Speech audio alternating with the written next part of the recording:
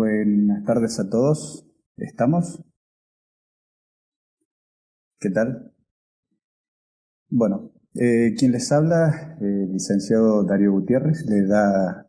la bienvenida a esta jornada de capacitación organizada por la Comisión Promotora del COPISEC y el COFESH a nivel nacional, que en primer lugar queremos hacer referencia a esta última entidad, agradeciendo en la persona del licenciado Gómez por su gestión para la presente capacitación hecha por ante la Superintendencia de Riesgo de Trabajo. Desde ya, licenciado Gómez, agradecimientos totales. Entrando ya en la temática de hoy, vamos a decir que sabemos que solo el hecho de mencionar cancerígeno nos da cierta sensación de temor. Uno de los primeros cánceres ocupacionales que se detectaron allá en 1775 en los desollinadores de Gran Bretaña dieron origen a asociar a sustancias a la producción de estas patologías. Ante esto, se comenzaron estudios al respecto y han dado origen a un sinnúmero de documentos científicos y legales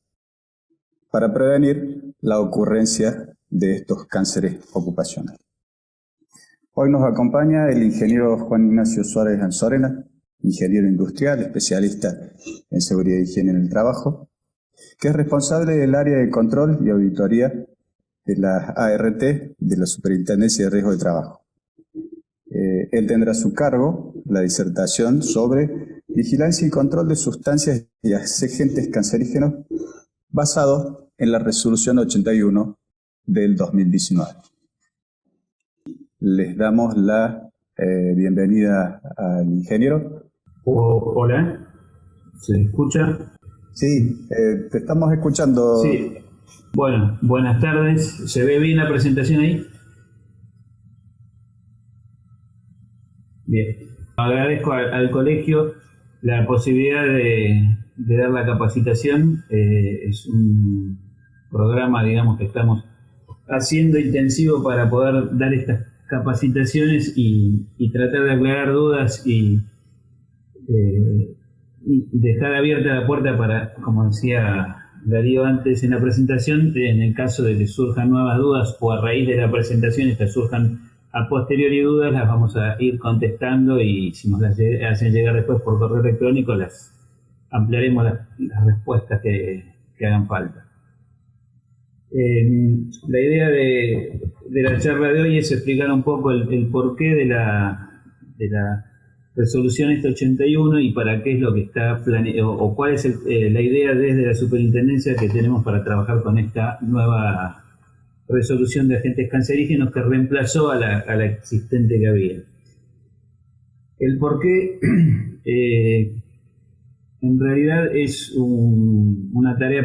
deuda pendiente que teníamos desde la superintendencia, que era actualizar en principio el listado de agentes cancerígenos. En el año 78 la República Argentina firmó o se adhirió al convenio 139 de la OIT, donde pide a los países que adhieren que informen en qué establecimientos y puestos de trabajo hay presencia de agentes cancerígenos y cuáles son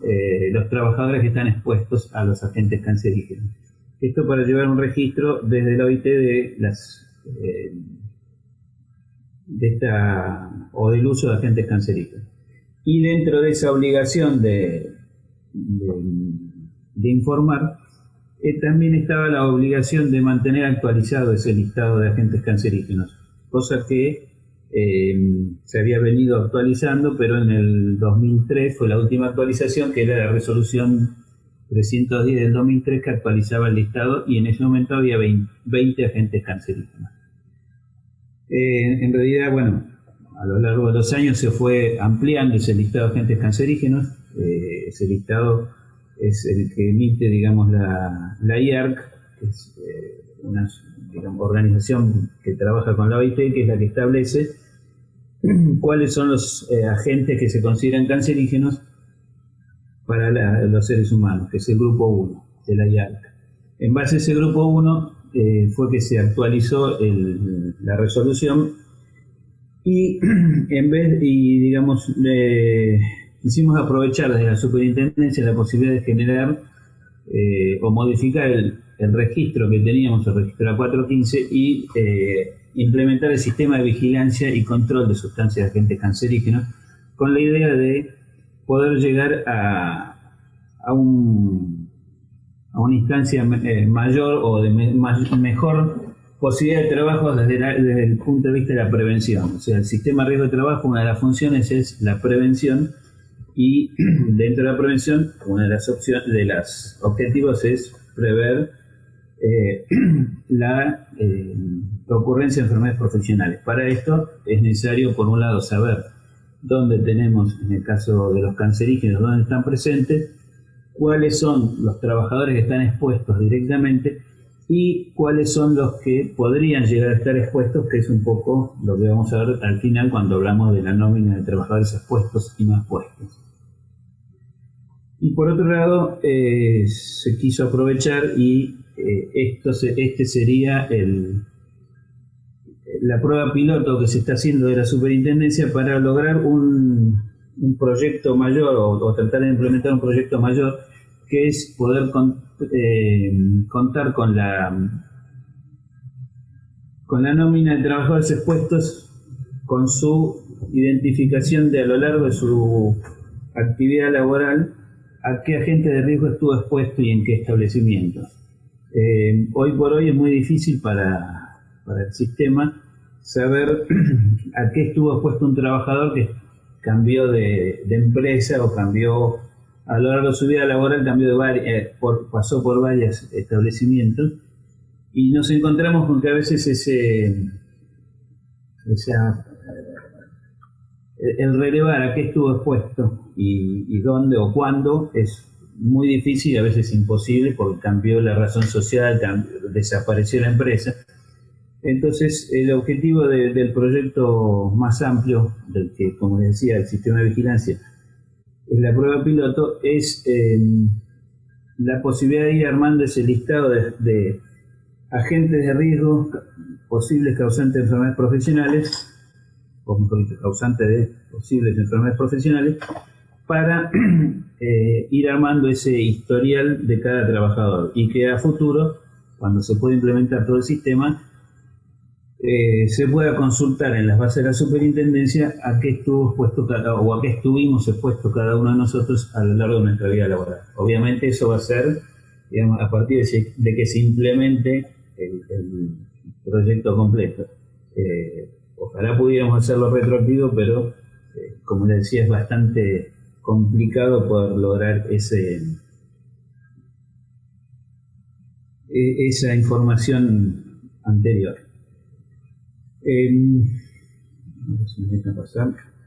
Bueno, dentro del proyecto, o lo que fue la modificación del registro de sustancias de agentes cancerígenos, lo que se buscó fue evitar la posibilidad o más que la posibilidad, algo que se veía que veníamos haciendo en muchos casos, que era ir modificando distintas resoluciones, y cuando uno tenía que hacer referencia a algún registro o algo, tenía que estar haciendo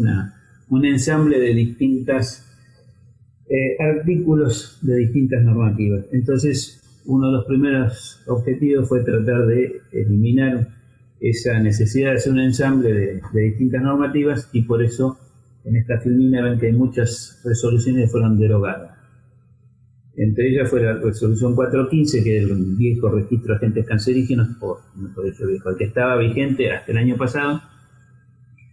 con sus resoluciones modificatorias, que eran la 310 del 2003, que era el listado de agentes cancerígenos, la 582, que era la forma de informar, el formulario para informar el sistema de agentes, el registro, a la superintendencia. Y en realidad también asociada a la 415 estaba la 844, que era la figura al final de la pantalla, que esa fue la última actualización del listado de agentes cancerígenos, que en realidad se derogó porque le faltaba incorporar a ese listado los códigos ESOP. Por eso se derogó y se generó en la nueva resolución un anexo donde está el listado de agentes cancerígenos, que es el mismo que tenía la 844, pero con el agregado del código numérico ESOP. La resolución 497 era la resolución que hacía referencia a los difenilos policlorados, que se había creado porque al ser los difenilos policlorados también agentes cancerígenos, por convenio también con la OIT había que llevar un registro. En su momento se había optado por tener un registro en paralelo, la 497 para los difenilos, la 415 para cancerígenos, porque justamente los difenilos no estaban incorporados en el registro de la 415. Al hacer la actualización ahora, lo que se optó fue por incorporar los difenilos dentro del registro y dejar sin efecto el registro de difenilos policlorados como tal, porque no tiene sentido tener un doble registro. Obviamente, al derogarse esa resolución de difenilos policlorados, la planilla B de la 463 del Reglamento General de Riesgos Laborales o Estado de Cumplimiento de la Normativa, la planilla B que se refería justamente a los difenilos policlorados, también queda sin efecto, y se actualiza la planilla A, que era la que tenía el listado de agentes cancerígenos, incorporándose todos los agentes cancerígenos que se incorporaron con la resolución 844 y que ahora están en el anexo 1 de la resolución 81. Después, la disposición 2 del 14 y la resolución 3327 del 14, las dos normas estas lo que publicaban o tenían era un listado de los agentes de riesgo considerados agentes de riesgo causantes de enfermedades profesionales con el código ESOP. El código ESOP, para los que no saben qué significa el código ESOP, pasó bastante tiempo hasta que pude saber qué significaba ESOP. ESOP es Examen de Salud Ocupacional Periódico, son las siglas, y en realidad lo que hace ese listado es a cada agente de riesgo considerado como causante o posible causante de enfermedad profesional, que están reconocidos en el decreto 658 y sus modificatorios, darle un código numérico para facilitar la identificación y el manejo de las bases de datos. Las dos, la disposición 2 del 14 y la resolución 3327, tenían ese mismo listado con alguna diferencia que quedó subsanada en el anexo 3 de la resolución 81, y lo que se buscó fue unificar en un único listado ese listado de agentes de riesgo. Y como les decía, la resolución 844, que fue la que en el año 2017 incorporó los nuevos agentes cancerígenos, que le faltaba el código numérico. Por eso no tenía sentido tampoco que la dejáramos vigente, porque iba a ser el mismo listado sin ese código. Lo que sí está pendiente para algunos de los agentes cancerígenos estos reconocidos en esta nueva incorporación es la definición de algunos exámenes médicos que se está trabajando para poder lograr esa definición de los exámenes médicos periódicos que faltarían para completar, para realizar a algunos de los agentes incorporados. Como les decía, la resolución tiene 3 anexos. El anexo 1, que es el listado de agentes y sustancias cancerígenas, es el mismo listado que les decía tenía la resolución 844, con el agregado de los códigos numéricos ESOP. El listado 3 es el listado completo de agentes de riesgo, o sea, el que reemplazó a la disposición 2 del 14, a la resolución 1327, y una vez habiendo incorporado a los agentes cancerígenos que faltaban, porque algunos ya tenían su codificación porque ya estaban reconocidos como agentes de riesgo, fueron incorporados al sistema y a la planilla esta. Y por último, el anexo 2, que es donde se establece cuál es el procedimiento para informar y la información que se necesita que remitan los empleadores para poder trabajar con este sistema de vigilancia. Como les decía, el objetivo del sistema de vigilancia, más allá de identificar cuáles son los establecimientos que tienen presencia de sustancias de agentes cancerígenos, es poder establecer, o que nos permita, filtrando esa base de datos, poder establecer distintos programas de acción para poder prevenir el desarrollo de enfermedades profesionales o eventuales accidentes. Porque sabemos que no solamente la posibilidad de una enfermedad profesional, sino la generación de algún tipo de accidente. Por eso es que se pide también los trabajadores presentes en el establecimiento, más allá que no estén expuestos a la gente. Dentro de lo que es la obligación de informar, se mantiene un poco la misma estructura o la misma lógica que tenía la resolución 415, o sea, todos los empleadores que en su establecimiento, por alguna forma, ya sea que lo produzcan, lo importen, lo utilicen, se obtengan procesos intermedios, y ya sea que lo vendan o lo usen dentro del establecimiento, cualquiera de los agentes que están detallados en el anexo 1, que es el listado de agentes cancerígenos, deben inscribirse en el sistema de vigilancia. Y esa parte del artículo de la resolución es exactamente lo mismo que decía la resolución 415, pero se agregó el segundo párrafo, que es para aquellos agentes de riesgo que son de tipo biológico o ambientales, como ser el tema de las radiaciones ultravioletas, o los biológicos, que son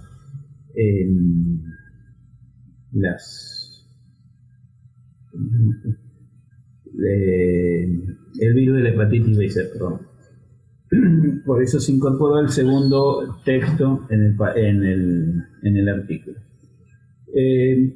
Lo que hay que tener en cuenta es que, como dicen en el anexo 2, cualquier empleador que tenga, haya personal expuesto o no al agente de riesgo,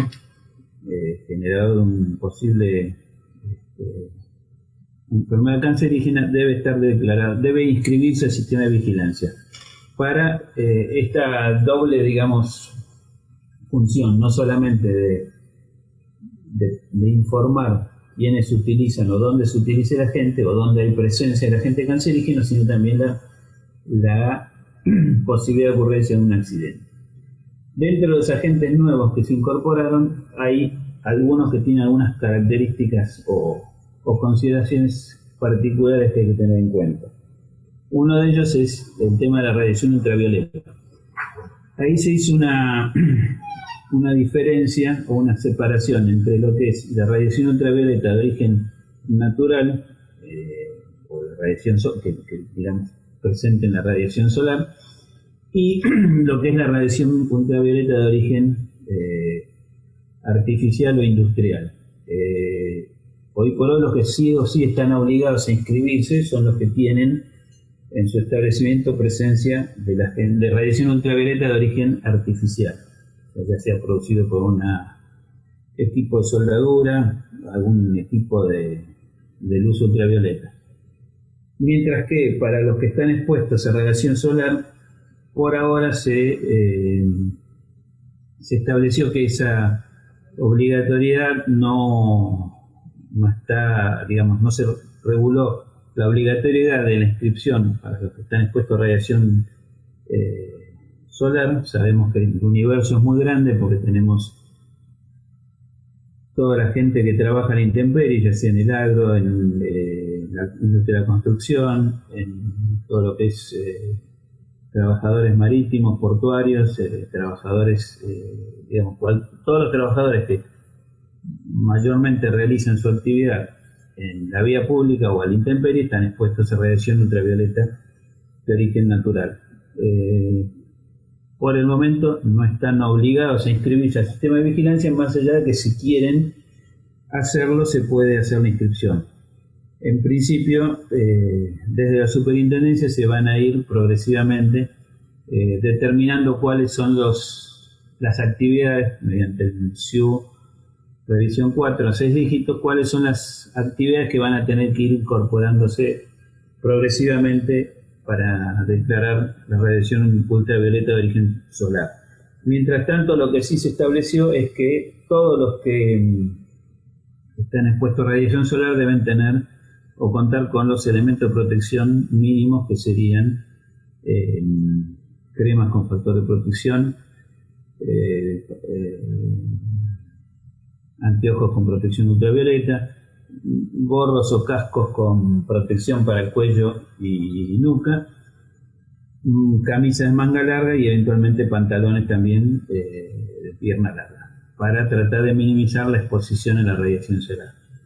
Hablando de eso, y justamente acá que ya se menciona los elementos de protección personal, una de las cosas que tenemos que remarcar, que a veces nos encontramos, es el planteo que se hace de, si yo le doy elemento de protección personal, no está expuesto, ¿no? En realidad, si le estamos dando un elemento de protección personal al trabajador, es porque justamente no pude evitar la presencia de ese agente de riesgo y le tengo que dar de alguna forma algún elemento para tratar de controlar o minimizar esa exposición. Entonces, lo que tenemos que tener en claro es que no debemos tomar la postura que a veces encontramos de decir, no, yo le doy elemento de protección personal, entonces ese trabajador no está expuesto. No. Si llega el momento de la evaluación, tenemos que darle el elemento, se lo tenemos que dar, pero no por eso vamos a dejar de considerar que ese trabajador está expuesto. Con respecto a los virus de la hepatitis B y C, que antes estaban unificados en un único código, que era el 60.003,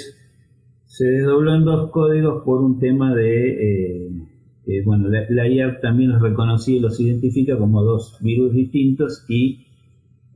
como tal lo presentamos como 2 códigos distintos para su identificación. Y acá lo que sí se hizo expresa mención en el anexo 2 de la resolución es que todos los lugares donde el trabajador pueda estar en contacto o expuesto a fluidos corporales con rastros o vestigios de sangre deberían estar inscritos por la posibilidad de estar expuestos a la infección por virus de hepatitis B o C. Y también se incorporó dentro de esos comentarios o de esas características para definir quiénes estarían expuestos, la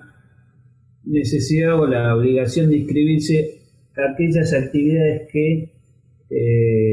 el año anterior al año de inscripción, o sea, en este año sería el 2020, que se inscribe en base a la exposición o a la presencia de agentes cancerígenos durante el 2019, durante el 2019 haya habido algún enfermo por hepatitis que haya sido declarado al sistema, al Ministerio de Salud como evento de notificación obligatoria y que además obviamente haya sido de origen laboral esa enfermedad, ¿no? No es que cualquier otro enfermo que haya sido notificado va a tener que estar o declararse la actividad, solamente para la actividad donde se pudo determinar que esa enfermedad fue de origen laboral. Y el otro de los agentes que generó genera bastantes discusiones, controversias, es el humo de tabaco ajeno. Por el humo de tabaco ajeno sabemos que hay normativa específica que establece que los edificios públicos son libres de humo. Esa normativa puede ser municipal provincial, nacional. El tema es, si hay alguna, y también hay normativa que establece la posibilidad de que dentro del establecimiento haya sectores de fumadores o lugares donde esté permitido fumar, como por ejemplo en el caso de las internaciones de pacientes psiquiátricos, donde al paciente se le permite fumar y obviamente el trabajador va a estar expuesto a humo de tabaco ajeno. Entonces, en esos casos, lo que hay que hacer es identificar bajo qué normativa o debido a qué condiciones son que se permite el fumar dentro del establecimiento, y eso es lo que va a tener que identificarse en ese apartado que tenemos dentro del formulario para poder justificar la incorporación de los trabajadores dentro del listado o del sistema de vigilancia. Con respecto a las radiaciones ionizantes, bueno, al incorporar todo el capítulo, digamos, de radiaciones ionizantes al sistema de vigilancia, eso implicó que hay una serie de información adicional con respecto a lo que era la información que se presentaba en la 415, que ahora vamos a ir viendo un poquito cada uno de la información que se tiene que presentar. Más allá de eso, lo que se modificó respecto a la 415 es la fecha de límite para presentar la documentación. Antes era el 15 de abril de cada año. A partir de la resolución 81 se modificó esa fecha al 1 de abril. Obviamente se mantiene lo mismo que para lo que era el registro de cancerígenos, que es con información referida al año calendario anterior. O sea, para hacer la inscripción hay que verificar del 1 de enero para el 2020, 1 de enero de 2019 al 31 de diciembre al 31 de diciembre del 2019, identificar cuáles fueron los trabajadores que estuvieron presentes en el establecimiento, si estuvieron expuestos o no, y en base a eso se va a informar cada año. Por esta vez, por ser un sistema totalmente nuevo respecto a lo que era la resolución 415, y había que poner o ajustar los sistemas de intercambio con las ARTs y a su vez las ARTs con los empleadores, se prorrogó el plazo y en vez de vencer el 1 de abril, la fecha límite era el 30 de junio. Más allá de eso, de que la fecha límite del 30 de junio se mantuvo, sabemos que hay un gran retraso en la presentación de la información por el tema de la pandemia, que sabemos que no se excedió a todos, y hay plazos suspendidos, y en base a esa suspensión de plazos es que todavía está vigente la presentación sin incurrir en incumplimientos. Sabemos también que todavía hay muchos establecimientos donde no se puede concurrir, o que están en la zona, por estar en la zona de aislamiento social o en la zona de distanciamiento, y eso hace que se hayan demorado la presentación de la documentación. Eso desde la superintendencia somos conscientes de esa situación, y no es que se va a salir a buscar de sancionar a nadie, porque sabemos que esta situación no es algo, que afectó o que pudo haber sido voluntario de parte de algunos no haberse inscrito, sino que es algo totalmente ajeno a todo el sistema.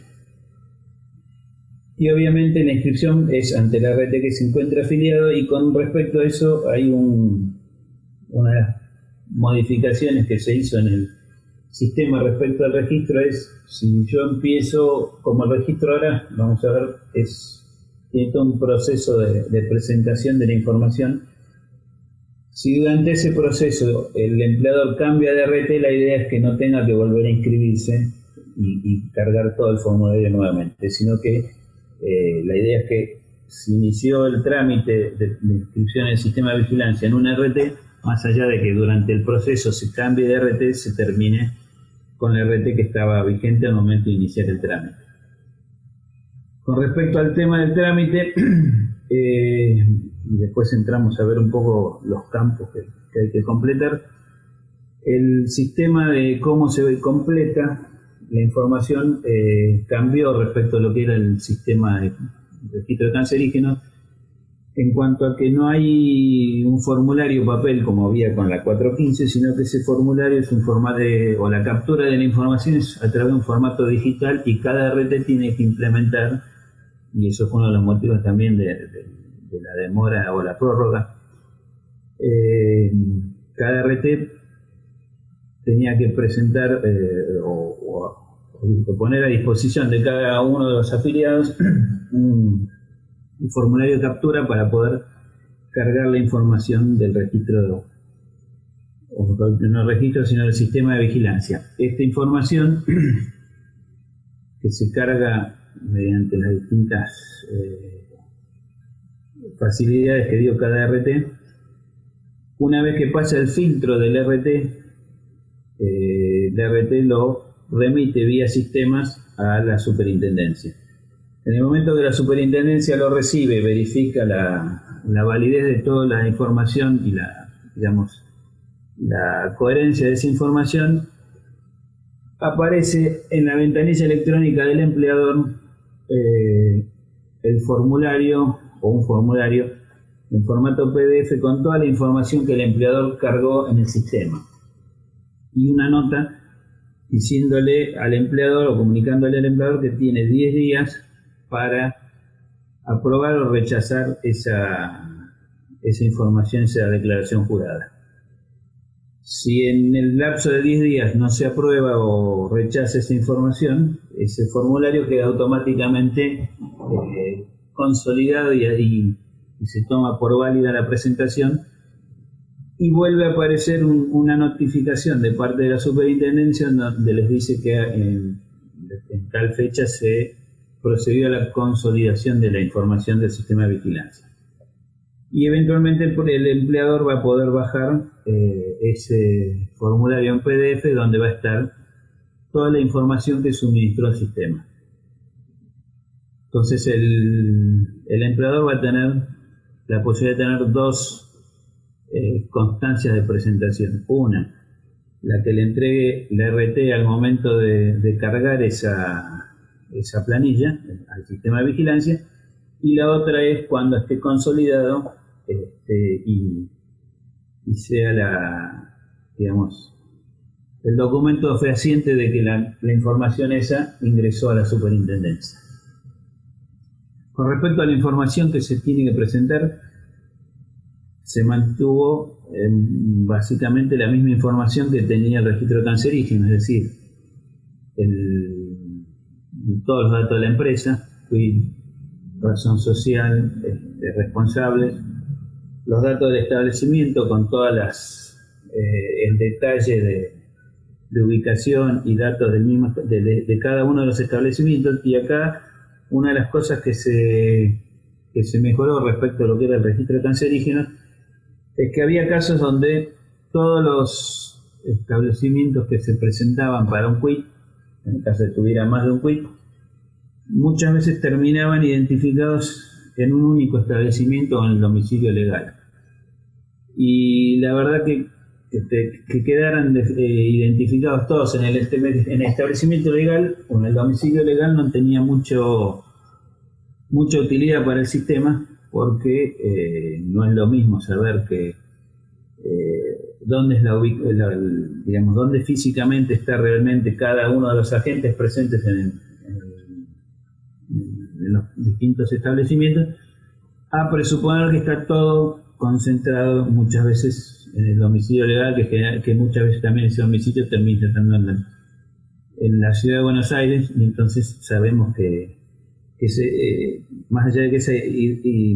información no era realmente la correcta, no permitía establecer políticas de acción ni programas de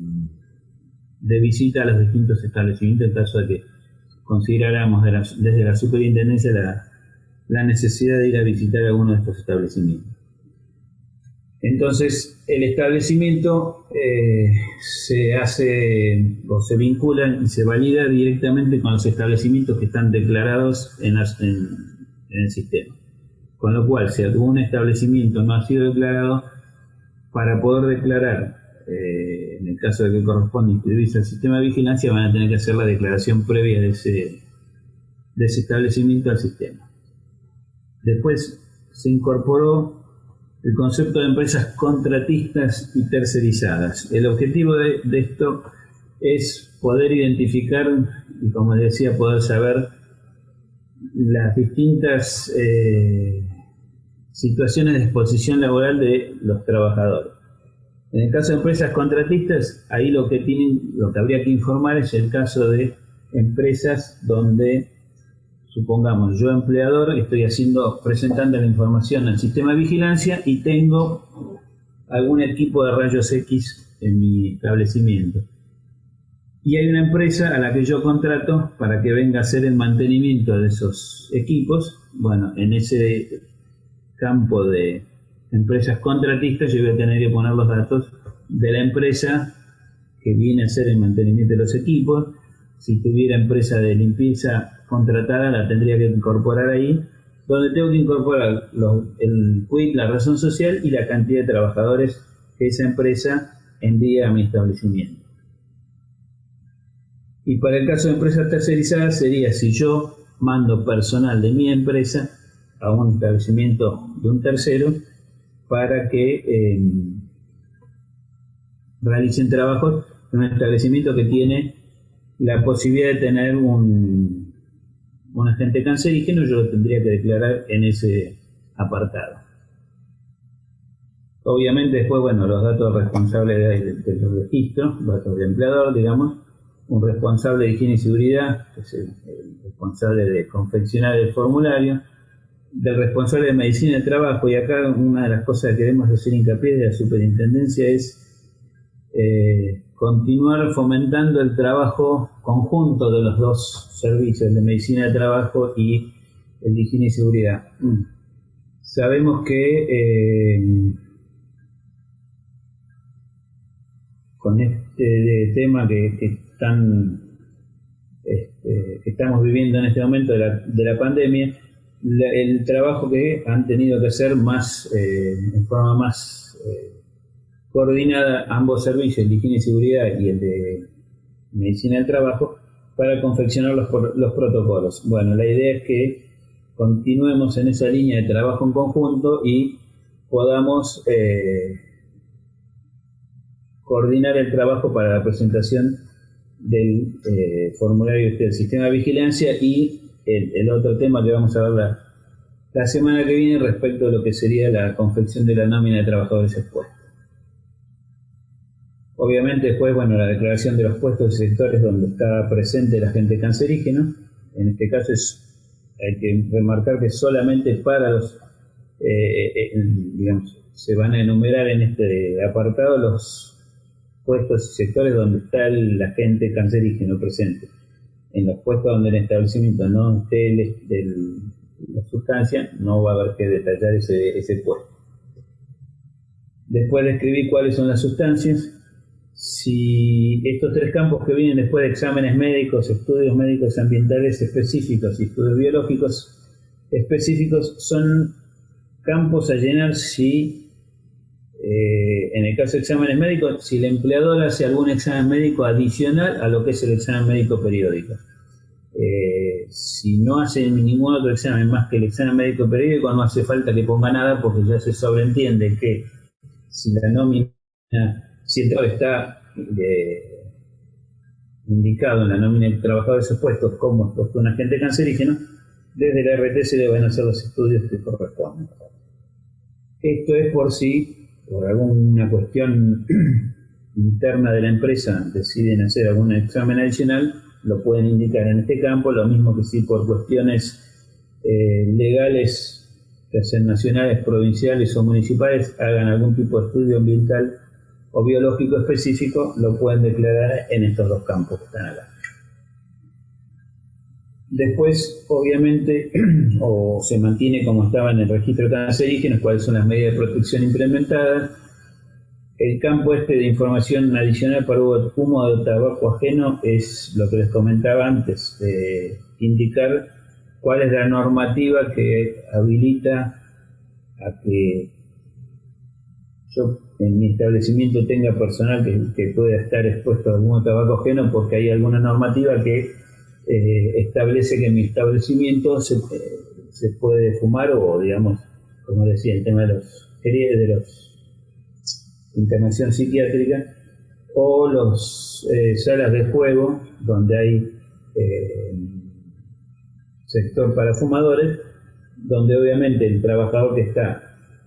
atendiendo a los jugadores en ese sector de fumadores va a estar expuesto, más allá que él no esté fumando, va a estar expuesto al humo de tabaco ajeno. Después, los campos de sustancias y agentes cancerígenos, tanto de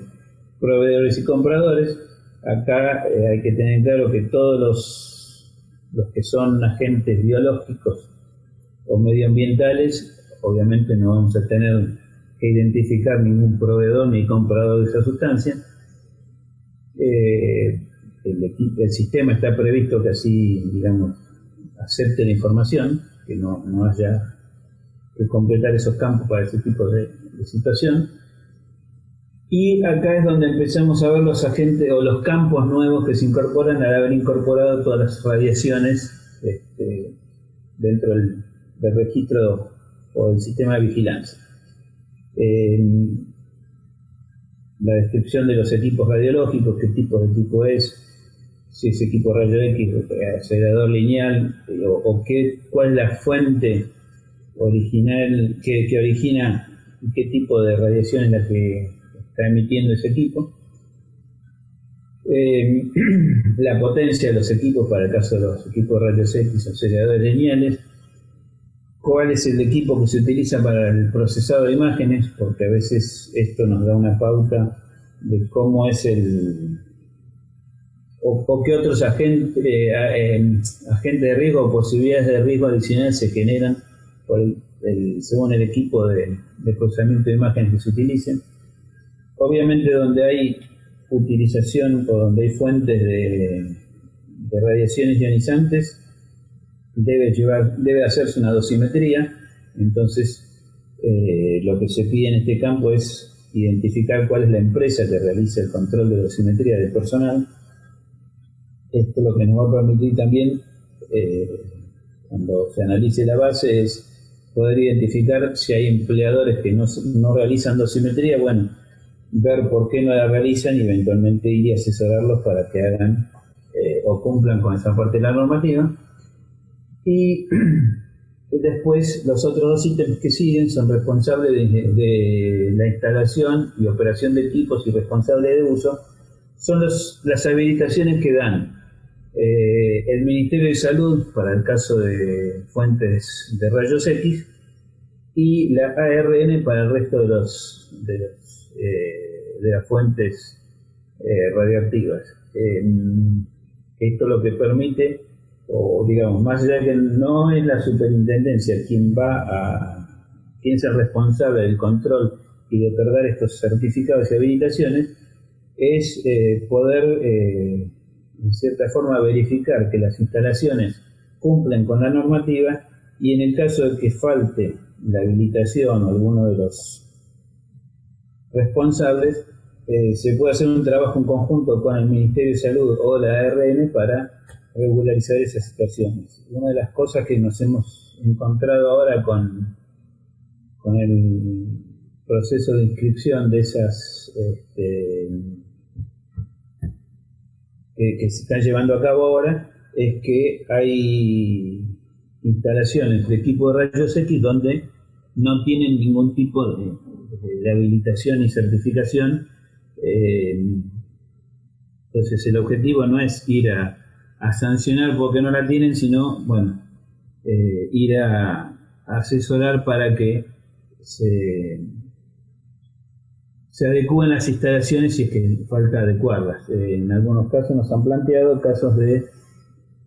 alguna municipalidad que ha recibido como donación un equipo de rayos X y por ahí no sabían que tenían que tener la habilitación o digamos, el cálculo de blindaje, y tienen instalado el equipo y funcionando en algunas situaciones que pueden generar, más allá de la exposición del operador del equipo, exposición de gente que esté alrededor de esa instalación por no tener las protecciones que corresponden. La idea es básicamente poder actuar sobre eso y poder cumplir con nuestra tarea de prevención y tratar de evitar el desarrollo de enfermedades profesionales. Y respecto al encargado de protección radiológica, en realidad hoy por hoy los únicos que estarían obligados a tener identificado un encargado de protección radiológica son los empleadores que trabajan con combustible nuclear. Más allá de eso, si algún establecimiento que trabaja con distintos tipos de radiación lo requiere o lo puede identificar y tener su encargado de protección radiológica. Dentro de los equipos también digamos, tenemos que tener en cuenta que hay agentes generadores de radiaciones ionizantes que se utilizan no solamente en el ámbito de la salud, sino mucho en el ámbito industrial, como ser distintos tipos de fuentes, iodo 131 y fuentes de neutrones para lo que es explotación petrolera o exploración petrolera. Bueno, todos esos equipos deberían estar identificados y declarados en estos campos. Y el último punto, y acá hay que hacer bastante hincapié, y después, bueno, la semana que viene cuando avancemos en el tema de nómina de trabajadores puestos, vamos a hacer bastante hincapié en este tema, es lo que se pide, y acá se puso expresamente, a diferencia de que, digamos, siempre que se hablaba de nómina de trabajadores puestos, no se hace mucho hincapié, mucha aclaración a qué se refiere con la nómina de trabajadores expuestos a agentes de riesgo. Acá nosotros quisimos hacerle el hincapié en que la información tiene que contener los trabajadores que están expuestos, como decía, en este caso los agentes cancerígenos, y los no expuestos también. O sea, si en el establecimiento yo tengo 100 trabajadores y hay 25 que yo sé que están expuestos a agentes de riesgo, a los agentes cancerígenos, voy a tener que identificar con su nombre y apellido, ubicación de puesto y fecha de inicio de exposición, de ingreso y de inicio de exposición, y eventualmente si el trabajador ya dejó de estar, supongamos, no sé, un trabajador que estuvo de marzo a noviembre del año 2019 y después dejó de pertenecer a la empresa, en la declaración de este año yo tendría que informar ese trabajador con fecha de inicio de exposición en marzo y fecha de finalización de exposición en noviembre. Por un lado tendría que tener a esos 25 que estuvieron expuestos durante el año pasado al agente cancerígeno, y además después identificar también con nombre, apellido, fecha de ingreso al resto o a esos 75 que no están expuestos. ¿Por qué? Bueno, acá básicamente por dos motivos. Uno es, como les decía al principio, la idea de conformar a futuro el historial de exposición de cada uno de los trabajadores. Si yo no lo tengo identificado con nombre y apellido y con qué fecha se hizo la evaluación y se consideró que no estaba expuesto, en ese historial va a haber huecos para los distintos trabajadores que no vamos a saber si ese hueco que hay, que no dice nada si estuvo expuesto o no, si es que realmente no estuvo expuesto o en el momento del análisis y la evaluación alguien se olvidó de ponerlo y figuraría como no expuesto cuando en realidad estuvo expuesto. Y por otro lado, los no expuestos son los que más allá de no estar expuestos, pueden sufrir un accidente y digamos, entrar en contacto con o sufrir ellos un accidente en relación con el agente cancerígeno o algún accidente que se produzca en el establecimiento y que ponga o exponga accidentalmente a esos trabajadores. Entonces eso es lo que nos va a permitir poder identificar cuál es el universo de trabajadores que están expuestos realmente y los que estarían o potencialmente, digamos, con posibilidad de sufrir algún tipo de accidente relacionado con estos agentes. Otro de los temas importantes de por qué hacemos hincapié en los expuestos y no expuestos es porque uno de los motivos o digamos o una de las causas por las que la RT puede rechazar un reclamo de una enfermedad profesional es que no esté ese trabajador incluido en la nómina de trabajadores expuestos. Digamos, el empleador o el empleado presentan el reclamo por una enfermedad profesional, la RT lo primero que va a hacer o una de las primeras cosas va a ser verificar si figura expuesto en la nómina de trabajadores expuestos. Si no está en la nómina, va a decir no estás expuesto y se produce el rechazo. Entonces,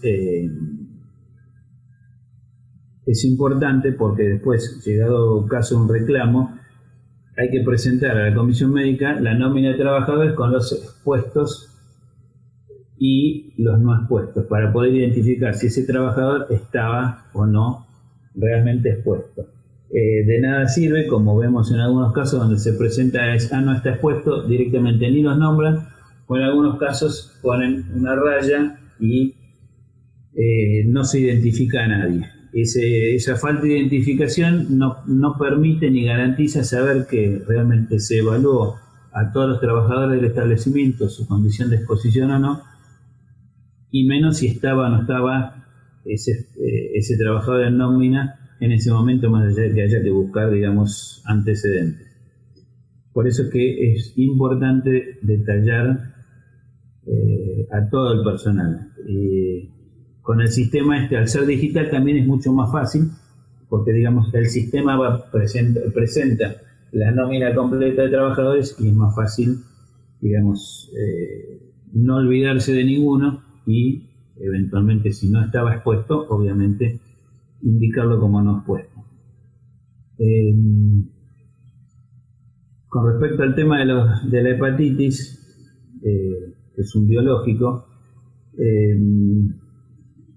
quizá me explaye un poco sobre la charla que vamos a ver la semana que viene, pero tenemos que tener en cuenta que los biológicos no necesariamente tiene que ser un accidente y ante la presencia de un biológico, si corresponde, hay que indicarlo como trabajadores expuestos. Más allá de que la RT nos diga no, pero si se enferma lo vamos a tratar como un accidente. No importa. Hay casos de exposición. En el caso del virus de la hepatitis B y C no necesariamente tiene que ocurrir un accidente para que el trabajador se enferme. A veces ni se enteró en qué momento se contagió y se enfermó. Y algunas de las objeciones que nos decían es que ahí vamos a volver un poquito para atrás, cuando habla de virus de la hepatitis, es infección crónica. Entonces algunas de las observaciones que nos hacían era, no, pero nadie se enferma de una enfermedad crónica. No, obviamente la enfermedad no es crónica desde un principio, sino que el trabajador se va a enfermar si es tratado o no, puede llegar a pasar de la etapa aguda a una etapa crónica, pero no quiere decir que recién cuando esté en la etapa crónica lo vamos a tener que declarar. La idea es declararlo a la exposición desde un principio para evitar que se llegue a esa enfermedad crónica y ya sea irreversible o que no se pueda prever ni digamos, entrar en no tener que entrar en una etapa de reparación, sino lo que tenemos que plantear siempre es que nosotros, nuestro sistema, más allá de que tiene una etapa o una característica de reparación ante el siniestro, ya sea enfermedad o accidente de trabajo, lo que tenemos que evitar es llegar a esa etapa de reparación haciendo prevención. Entonces, de nada sirve que lo identifiquemos una vez que ya está el problema. La idea es evitar eso. Con respecto a este tema, básicamente no hay mucho más que ahondar, más allá de lo que les decía. Bueno, la semana que viene vamos a hablar más extensamente sobre el tema de la nómina de trabajadores expuestos, pero digamos, quedo abierto ahora a las preguntas, dudas, consultas que surjan respecto de este tema. Bueno, ingeniero, muchísimas gracias por la capacitación. Un gusto haberlo escuchado y saludarlo ahora. Le voy a pasar a dar las preguntas que hemos tenido hasta el momento. Daniel pregunta, desde las tareas del profesional de higiene y seguridad, si se diera la imposibilidad de acceder a la información específica de los datos técnicos de los equipos de rayos, como por ejemplo las potencias, ¿esa dificultad limita o condiciona la posibilidad de completar el resto de los campos de la declaración con el propósito final de comunicar la existencia de la exposición de radiaciones? Los datos o características de los equipos, más allá que estén en el equipo en sí, en los permisos o habilitaciones figuran esos datos. O sea, que de una u otra forma podría llegar a acceder a esa información. Perfecto. Bueno, y bueno, otra de las consultas que tenemos, Emilia nos consulta, ¿en los consultorios odontológicos que hay equipos de rayos X, se deben inscribir también? A ver, sí, porque es un equipo generador de rayos X, deberá estar inscrito. Obviamente habrá que evaluar la exposición o no del trabajador. Quizá el que lo usa es monotributista, no va a estar expuesto como tal porque no está dentro del sistema de riesgo, pero eventualmente si el establecimiento odontológico tiene personal, digamos, que esté inscrito en el sistema de riesgo de trabajo, pongámosle el recepcionista, la secretaria, alguien que esté en el establecimiento, en principio va a tener que declararse o inscribirse en el sistema de vigilancia como que tiene la gente presente, que sería rayos X con las características del equipo de rayos, y eventualmente no va a tener personal expuesto, porque la persona que está en recepción o en administración no estaría expuesta, va a escribirse con esa característica, la presencia de la gente, pero no personal expuesto. Perfecto. Bueno, muchísimas gracias. No sé si alguien más quiere hacer alguna otra consulta. ¿Alguien que quiera consultar algo? ¿No? Bueno, si les parece, entonces le voy a dar paso a Rodrigo, que va a hacer el cierre y él va a dar las últimas indicaciones. Muchísimas gracias, ingeniero, nuevamente. No, por favor, como les decía, si a posteriori surgen preguntas y se las hacen llegar a ustedes, no hay problema que me las hagan llegar al correo electrónico que figura ahí, digamos, que estaba en la última placa, y con gusto se la vamos a responder. Perfecto. A ver, espere que hay una última pregunta acá, si me da un segundo. Dice, ¿las plantas de tratamiento de efluentes exponen al personal a riesgo de hepatitis?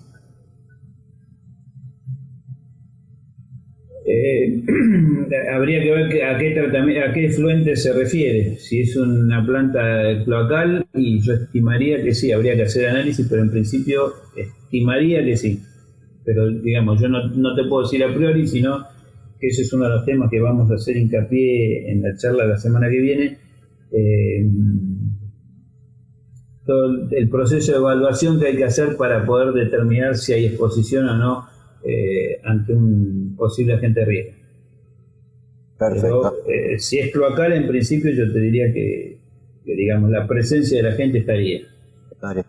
Perfecto. Bueno, espero que haya sido contestada la consulta de Fede. El tema que quiero, digamos, que hay que aclarar es, por un lado tenemos que determinar la presencia de la gente, y después, una vez que determinamos la presencia, tenemos que analizar la posibilidad de exposición o no. O sea, no quiere decir que presencia es igual a exposición, sino que presencia es análisis de la situación y de las condiciones de trabajo para evaluar si hay exposición o no. Por eso que, digamos, hay que hacer un proceso de evaluación para poder determinar si hay o no exposición de la gente. Perfecto, perfecto. Bueno, muchísimas gracias entonces, ingeniero. Los saludo y le doy paso a Rodrigo entonces que haga todo el cierre. Muchas gracias, ingeniero. Muchas gracias a ustedes.